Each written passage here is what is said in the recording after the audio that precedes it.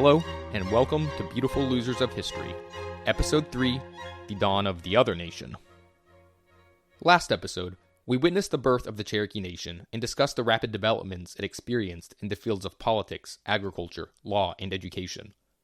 All of these changes had a centralizing effect on Cherokee society. Before, they had been a loosely connected people, spread across towns, over mountains and valleys, but now they are taking their first steps towards state building.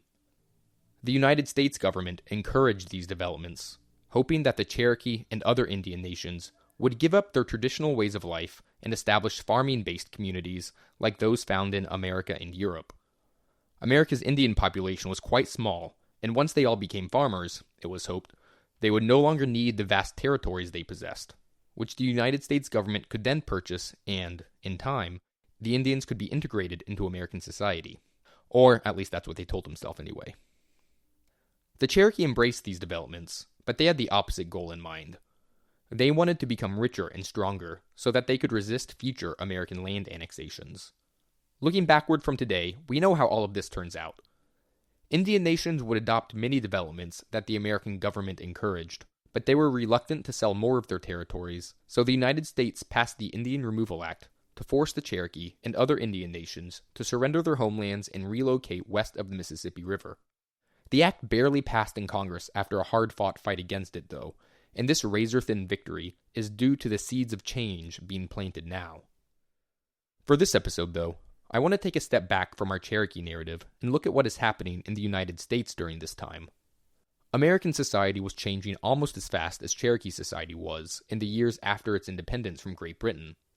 It's important to remember that the United States was also a young nation, and the American government was only a decade older than the Cherokee government. Far from being a self-confident superpower, this young republic was riddled with anxiety over its identity and future. The United States' early years are defined by tension and paradox, which will eventually come to a head when deciding the fate of the Cherokee and every other Indian nation.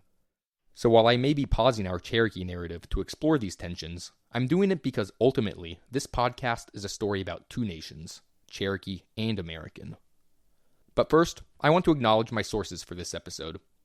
I'm relying heavily on Gordon S. Wood's Empire of Liberty, A History of the Early Republic, 1789 to 1815, and Steve Inskeep's Jackson Land, President Andrew Jackson, Cherokee Chief John Ross, and a Great American Land Grab. And now that housekeeping is out of the way, let's get on with the show. At the start of the 19th century, Washington Irving had become one of America's first literary superstars. His most popular story was Rip Van Winkle, about a man in colonial times who slept for 20 years and missed the entire American Revolution. When he woke up, he was shocked at how radically different the world had become. Some of the differences were superficial, such as a village pub replacing its portrait of King George III with a picture of George Washington. But mostly, Rip Van Winkle felt alienated at the radical social changes that had occurred. The very character of the people seemed changed. There was a busy, bustling, disputatious tone about it, instead of the accustomed phlegm and drowsy tranquility, Irving wrote. Before, people were congenial and friendly, but now it seemed everybody was arguing and debating. Rip Van Winkle was popular with the public because it was so relatable. Irving may have romanticized colonial times a bit. I mean, the United States did just fight a war against Great Britain because they found it so intolerable. But the lure of nostalgia was just as powerful in the 19th century as it is today in the 21st century. The American Revolution didn't just replace a king with a president. For nearly every American, becoming a republic carried a deep moral significance. Republics demanded far more from their citizens than monarchies did. In monarchies, people only had to follow the law, but in republics, people created the law. And thus, they had a heavy responsibility to embody the greatest virtues possible so that the state would likewise be virtuous. This begs the question, though, who determines what is virtuous? For George Washington and most founding fathers, the greatest sign of virtue was to sacrifice one's own private interests for the public good. To these founders, a disinterested gentleman, usually an aristocrat, was the ideal arbitrator of virtue because he wouldn't have to work for money and could think rationally and independently. But embedded in the Republican ideal was the belief that people were naturally good. Some went so far as to believe that the common man was more moralistic than an educated gentleman. Thomas Jefferson actually argued that a farmer would reach moral conclusions better than a professor would, because a farmer had not been led astray by artificial and abstract rules. So which was it, the educated gentleman or the common man who was the greater authority on Republican virtue? This difference in perspective would be the most divisive subject in the early American Republic. And though it will fade from prominence by the time of the Indian Removal Act in 1830, it is at the spiritual root of debate over Indian removal. Because at its core, it's a debate over the fundamental nature of freedom. One side, the common man's side, emphasized the freedom to pursue one's own interests and determine one's own morals. The other side, the educated gentleman's side, emphasized that freedom came with responsibilities and that morals could be corrupted in the pursuit of self-interest. This is, of course, wildly oversimplistic, but this isn't a philosophy podcast, it's a history podcast. So I'll leave it at that and say that the pendulum in American politics and society will swing from one side to the other through the early republic, the years of debate over Indian removal, and up to the present day.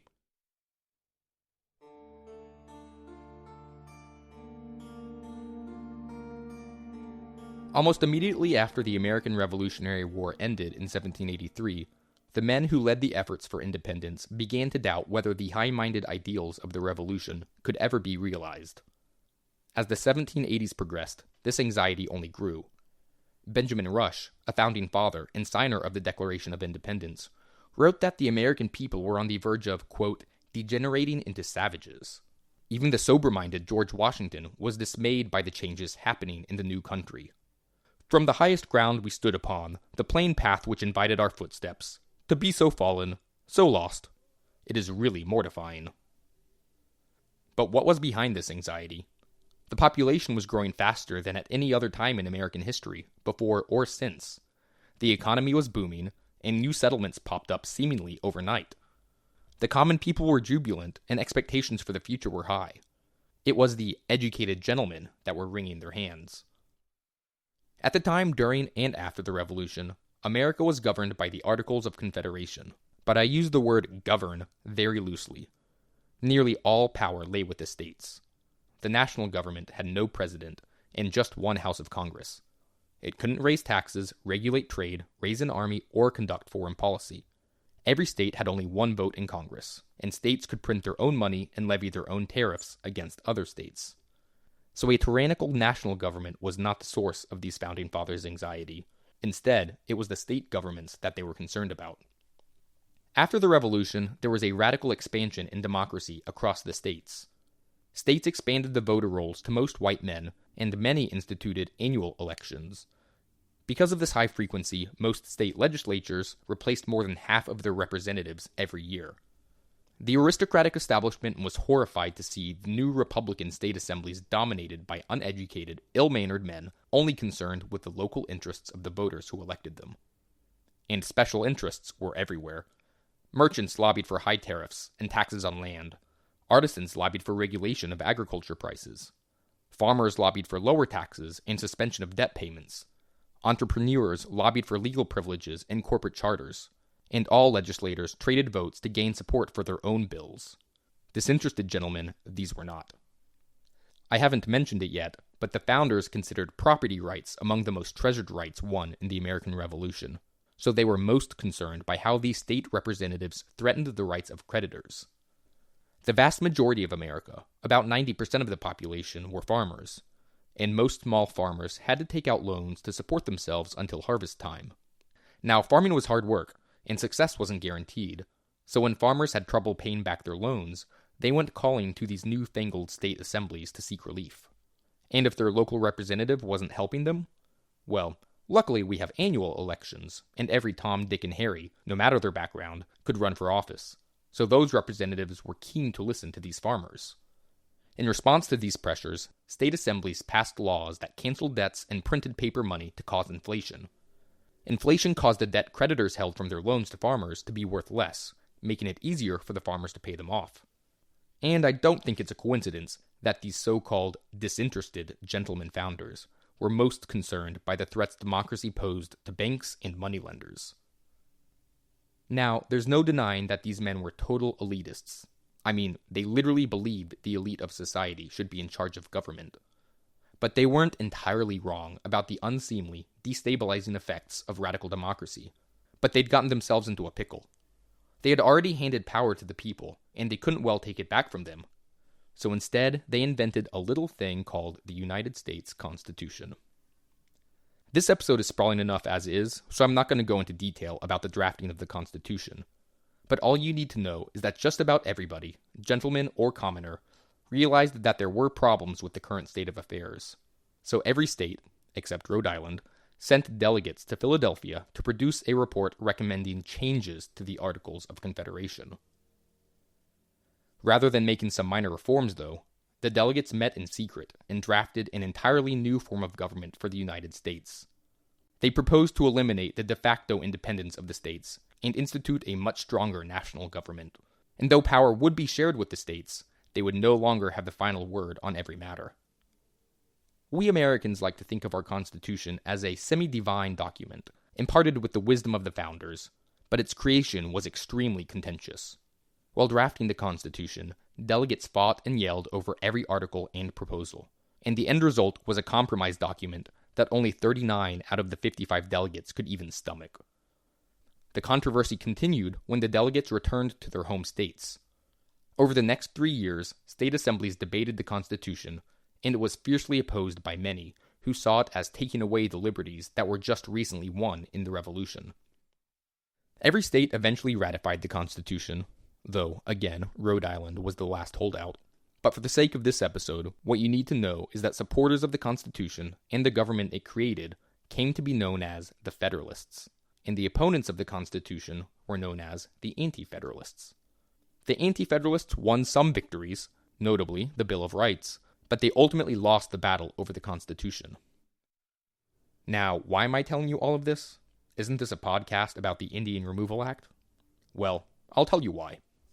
The division between Federalists and Anti-Federalists, between those who wanted a strong, responsible government and those who preferred the chaotic liberty that existed before the Constitution, these divisions would continue to persist.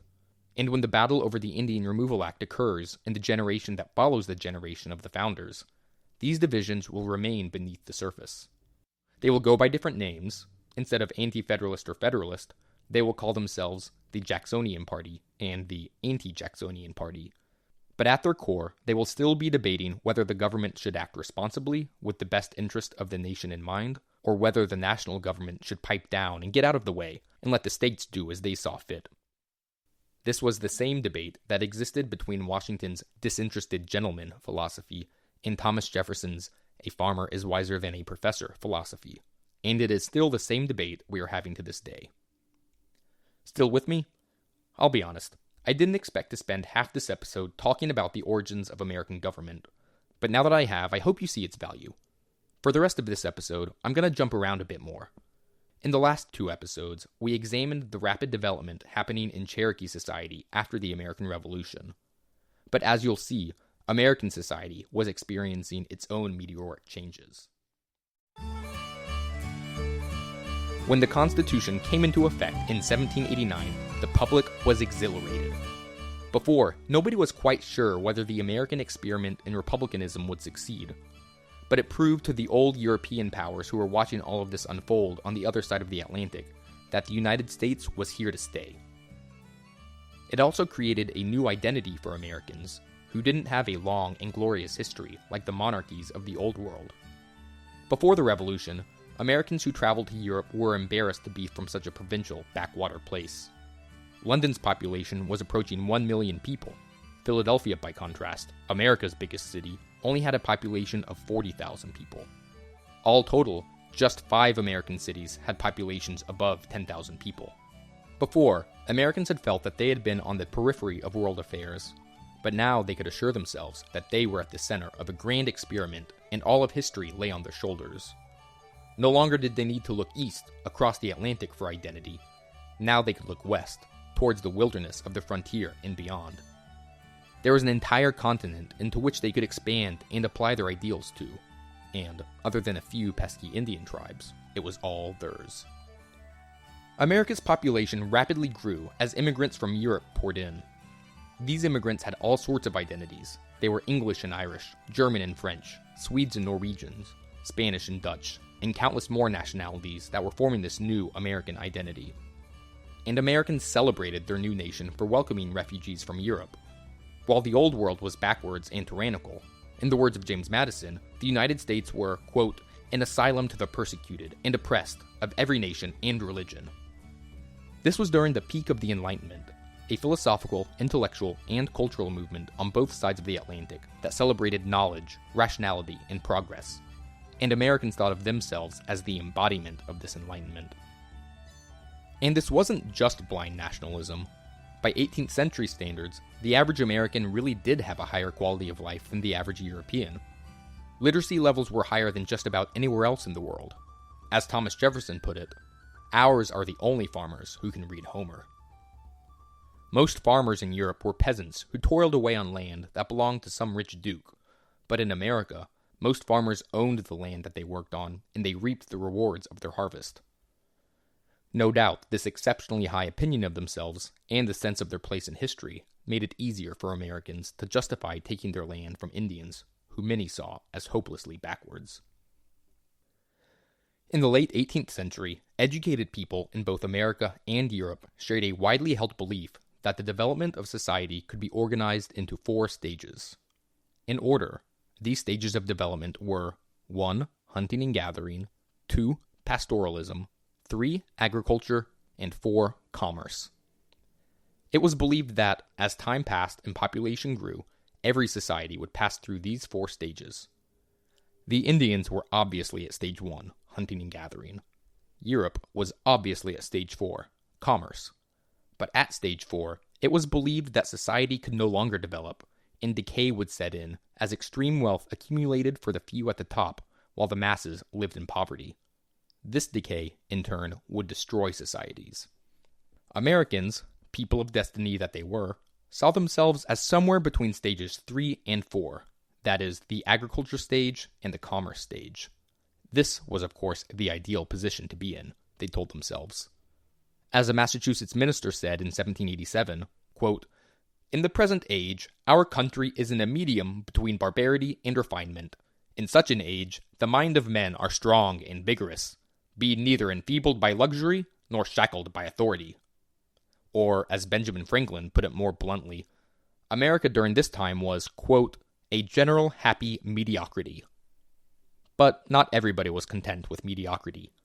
The educated gentlemen who fought for the Constitution quickly realized that it would not restore the traditional social order. They had hoped that, with patience and time, America would climb from the 3rd stage of social development into the 4th and final stage. They wanted America to become rich and powerful, like European kingdoms, only with a republican form of government. For this to happen, the growing population would need to be directed to cities, they thought, so that America could develop an industrial base that could compete with Europe. In their ideal society, the landed elite would govern, the middle classes would develop industry, and the poor would farm or work in these industries. But this wasn't happening.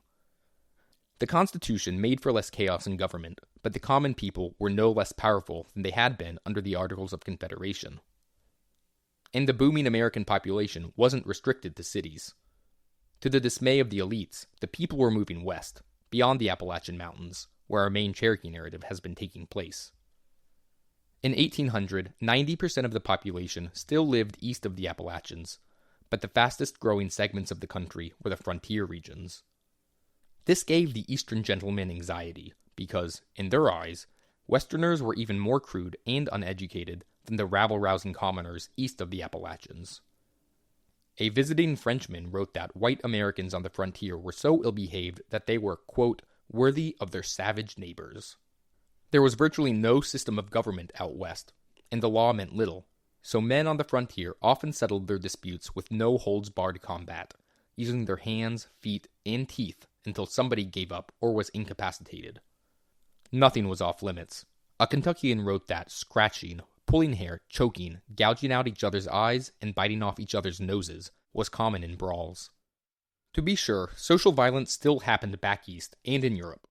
Duels were embedded into culture, and mob violence sometimes broke out among the masses, but these were rare and short-lived, necessary evils it was thought, to blow off steam. In the West, men weren't ashamed of their violence, they were actually proud of it. fighters became local heroes and men would boast about their exploits. To the Federalists and educated gentlemen back east, it looked like the further west Americans moved, the more social development faded, and mankind reverted back to a savage state. Even back east, civility and politeness seemed to fade away. Before the Revolution, when aristocrats strolled down the street, it was customary for a lower-class individual to step out of their way and tip their hats to their social betters. But now the masses abhorred such decorum and acknowledgement of hierarchy. Vulgarity and violence spread to politics as well, as more of the population became involved in deciding government. Traditionally, in America and Europe, a man needed to own a certain amount of property to be able to vote in elections, but these requirements faded rapidly after the Revolution. As voting rights expanded, the people made clear that they did not want to be ruled by aristocrats. "Does a nobleman know the wants of the farmer and mechanic?" one New Yorker campaigning for office asked. "If we give such men management of our concerns, where is our independence and freedom?" It was clear that Washington's ideal of a disinterested gentleman was a pipe dream. Government officials could no longer pretend to be umpires above the fray. Eventually, the Federalists realized that they had to, God forbid, actually campaign for office to win elections. They even began copying their common folk opponents in these campaigns. When the landed gentry ran for office, they described themselves as humble farmers rather than august gentlemen. These attempts often failed, though. After all, why would a voter support a diet anti-federalist when they could have the real thing? Now, I've been talking about Federalists and Anti-Federalists as parties, but to clarify, they were nothing like modern political parties. There was no organization called the Federalist Party or the Anti-Federalist Party like we have the modern Democratic and Republican parties. The word party was synonymous with the word faction back in the 18th century, so every candidate essentially ran as an independent, but aligned themselves with other politicians who held similar ideological views once they got into office. Though politicians were theoretically independent, the spread of democracy and equality generated intense partisan passions. One Massachusetts minister in 1809 said that parties hate each other as much as the French and the English hate each other in times of war. Families broke up over partisanship, and employees were fired by their employers for having different political views. Partisanship even broke out into violence. In 1805, one South Carolinian estimated that 3/4 of all duels were caused by political disputes. But dueling requires that participants see themselves as equals. Federalists still thought of themselves as aristocrats, above their lower-class opponents, so rather than duel, they preferred the much more condescending approach of beating their opponents with a cane. But just like today, most social violence occurred for no broader political reason, and violent crime skyrocketed compared to European countries. During the second half of the 18th century, Pennsylvania's murder rate was twice that of London's, and it rose the fastest after the Revolution. During the 26 years between 1770 and 1796, New York City experienced just 17 homicides. In the following 18 years between 1797 and 1815, the city experienced 80 homicides, including 11 in a single year. Suicide rates were increasing as well. Between 1804 and 1808, 75 New Yorkers killed themselves. These sound like low numbers compared to today, but the total U.S. population was much smaller then. America's population in 1800 was less than 2% of its population in 2024. As we've seen in the previous two episodes, reciprocal violence between white settlers and Indians was commonplace on the frontier, and Americans were fascinated and disturbed to read about such violence in pamphlets and newspapers. Especially disturbing were new types of crimes that the public wasn't used to hearing about. Crimes such as domestic violence and rape. The public was horrified to read about fathers raping their daughters or beating their wives and children to the point of hospitalization. Out on the frontier, where families were even more isolated, stories would trickle back east about fathers murdering their entire families.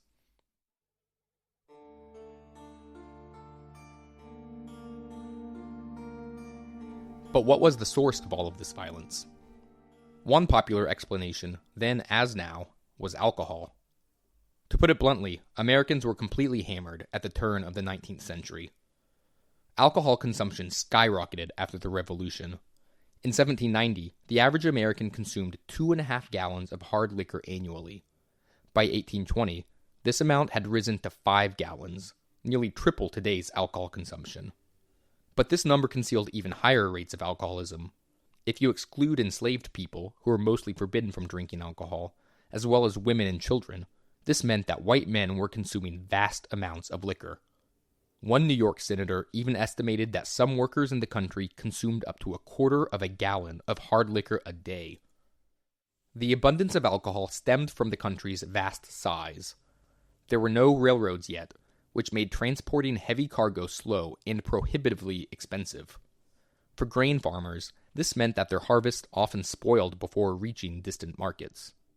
To avoid waste, many distilled their grain into spirits locally, which were far easier to transport and wouldn't spoil on the journey. On the frontier, these spirits frequently served as a substitute for hard currency, which was in short supply. The social consequences of all of this alcohol was tremendous. In addition to all of the violence I mentioned, you had accidental deaths, men abandoning their families, and absenteeism from work, not to mention the negative impact on one's health. And if you were out west getting blackout drunk and looking for some enemy to release your pent-up aggression on, well, who better than those savage Indians? Excessive drinking may have exasperated America's problems, but many observers believed the source of this public disarray lay at the family level. As John Adams put it, quote, "The source of revolution, democracy, and Jacobinism has been a systematic dissolution of the true family authority. There can never be any regular government of a nation without a marked subordination of mother and children to the father." End quote. It was theorized that fathers, husbands, ministers, and magistrates, patriarchy everywhere, felt its authority slipping away. Men were unsure of their place in this new society, and this anxiety was released through violence. Now, you may be wondering, how could men, in such a patriarchal society like early America, feel like they were the losers? Well, I'll tell you. Traditional patriarchal roles responsible for social order, such as church ministers and landed gentry, were fading away with no clear replacement. Every man was his own king in this new republic, sure, but what is a king if he does not have a domain to rule? Children were abandoning their families as soon as they became adults, moving out west to stake a claim of their own land, to set up their own families, and start their own miniature kingdoms. As I've said, travel over long distances was nearly impossible for the average person, so most of these children never saw their parents again. So many men moved west that in some older New England states, the population was majority female. But even in New England, daughters were asserting their limited rights more defiantly. They rejected traditional courtship and insisted on choosing their own partners for marriage, not their parents' choice. These daughters got married later in life than their parents had, and some were, heaven forbid, refusing to get married at all. There were even ideas beginning to develop that women were the equals of men. Jeremiah Everts, an influential pastor who will play an important role later in this podcast as an ally of the Cherokee, wrote about the subject of gender equality in an 1801 essay he titled, "Are the Abilities of Females Inferior to Those of Males?" Everts and other learned men proposed the radical idea that, at birth and through childhood, the two sexes were equally intelligent. It was only because society put such little emphasis on women's education and gave them so few opportunities that they were seen as inferior, not because of something biological or innate. On top of all of this social change, there was a spectacular movement of people. Nobody seemed to be rooted in the place where they were born, and it wasn't uncommon for farmers to move 4 times throughout their lives. This meant that people weren't just leaving their families behind, they were also leaving their communities behind too, which weakened social cohesion and order. All of these developments meant that men, though now free from aristocratic authority, could not hope to receive the same respect that used to be the domain of their social betters. Nobody was stepping out of their way to tip their hats to them. So as a class, men were still on top of this social hierarchy, but as individuals, they were unrooted and anxious about their role in a changing world. And if you think about it, it's not that hard to see how men could have such anxiety despite living in such a patriarchal society. In America today, men often express anxiety and resentment over not being appreciated enough and of being unsure of their place in a changing culture.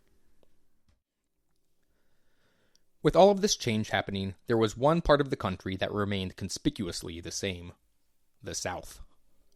In the North, slavery existed, but on a much smaller scale than in the South. Most northern farmers worked their lands and grew crops to feed their families or sell for profit. Men who weren't farmers were artisans in industries like textiles, shoemaking, and metalwork. This self-sufficiency meant that, if you were ambitious and worked hard, you could grow richer over time. These dynamics did not exist in the South, where you could get far richer by owning slaves and making them grow cash crops, like cotton or tobacco, rather than working your way up in some factory or on your own small farm. It made for a more leisurely life as well, for the owners anyway. But you needed slave labor to accomplish this, and slaves were expensive. This meant that poor immigrants often chose to live up north, or in the new lands out west, rather than the South, where much more startup capital was needed to become rich. So population growth in the South was much slower than in the North, and manufacturing was rare.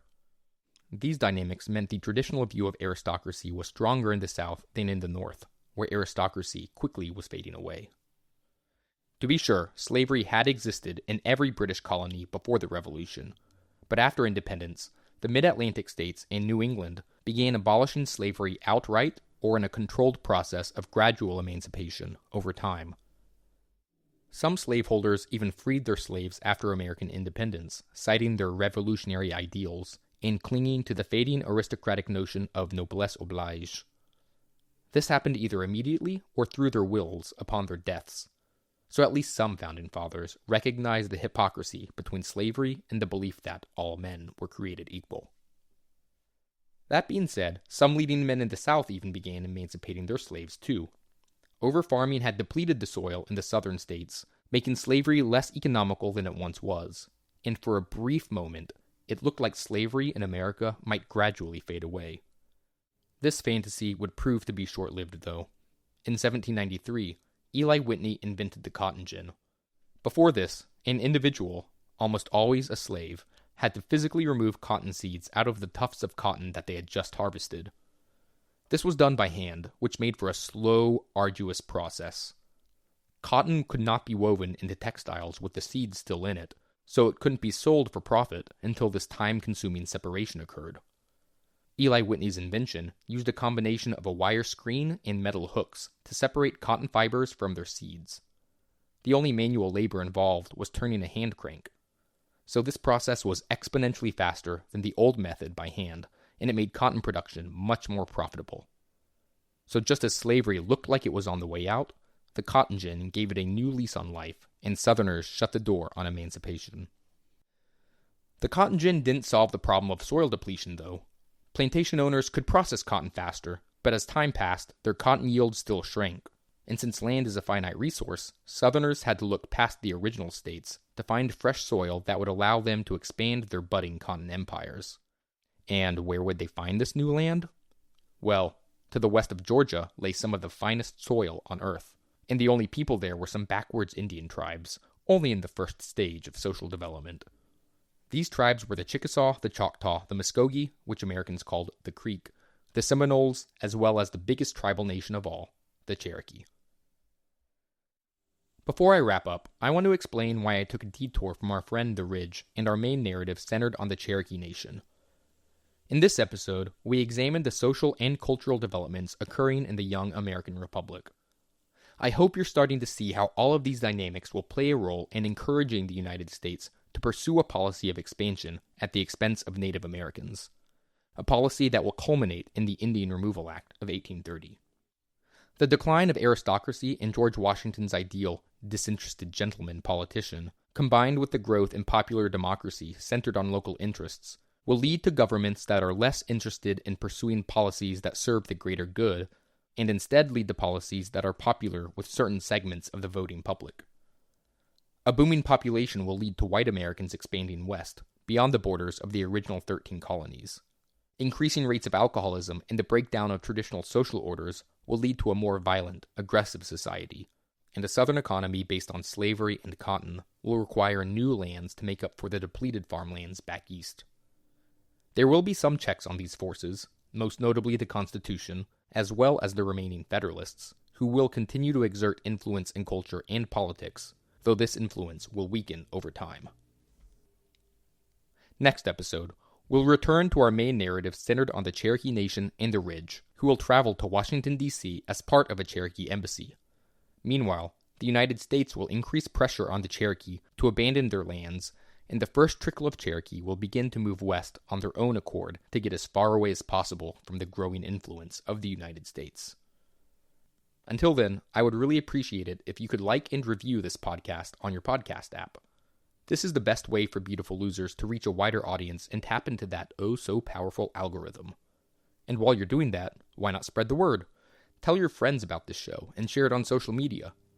I may be biased, but I think this is an incredibly important chapter of American history that often goes overlooked, and together, maybe we could correct that oversight. You can find more information, including transcripts, pictures, and maps on the show's website, beautifullosersofhistory.com. And, as always, you can contact me directly via email at beautifullosersofhistory@gmail.com or on Blue Sky, where my handle is nathanmcdermott.bsky.social. Feel free to let me know if I've made any mistakes or if you want to discuss anything about the show.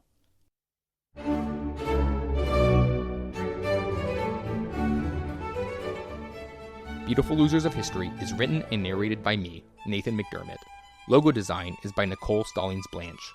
And the theme music and transition sounds are from The Four Seasons by Vivaldi under a Creative Commons license.